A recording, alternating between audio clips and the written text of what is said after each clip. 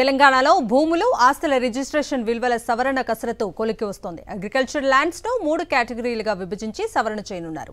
వ్యవసాయ భూములు కనీస విలువ 4 లక్షలుగా నిర్ధారించినట్లు తెలుస్తోంది. మార్కెట్ వాల్యూను బట్టి కొన్ని ఏరియాల్లో దాదాపు 100% వరకు రిజిస్ట్రేషన్ వాల్యూ పెరగనుంది.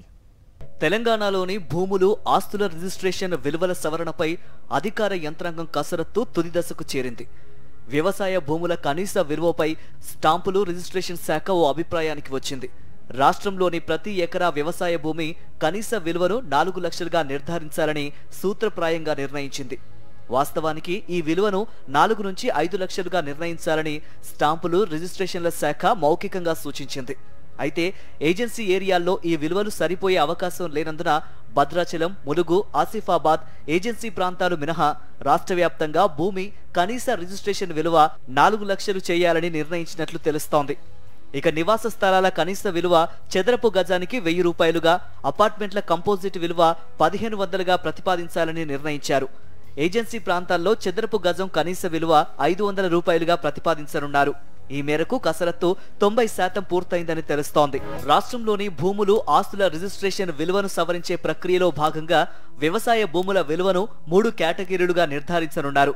గ్రామాల్లోని వ్యవసాయ భూములు, స్టేట్, నేషనల్ హైవేల పక్కన ఉండే వ్యవసాయ భూములు, వ్యవసాయేతర అవసరాలకు వినియోగించేందుకు సిద్ధంగా ఉన్న భూములు, ఇలా 3 కేటగిరీల్లో విలువలను నిర్ణయించనున్నారు.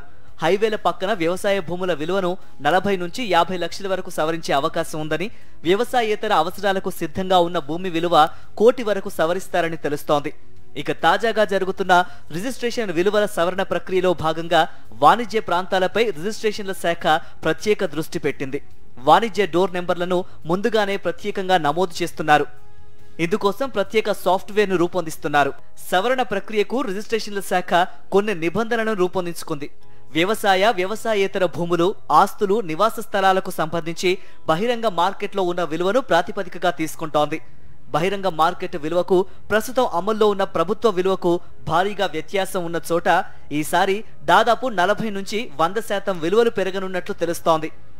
ఈ సవరణ ప్రక్రియ ఈ నెల 29వ తేదీతో పూర్తి కానుండగా అదే రోజు క్షేత్రస్థాయి కమిటీలు ఆ విలువను నిర్ధారించి రాష్ట్ర ప్రభుత్వానికి పంపనున్నాయి. ఆ తర్వాత ఈ విలువలను ప్రభుత్వ వెబ్సైట్లో అప్లోడ్ చేసి అభిప్రాయాలు సేకరిస్తారు. అనంతరం మరోసారి విలువల్లో మార్పులు చేసి ఆగస్టు 1వ తేదీ నుంచి కొత్త రిజిస్ట్రేషన్ విలువలు అమల్లోకి తెస్తారు.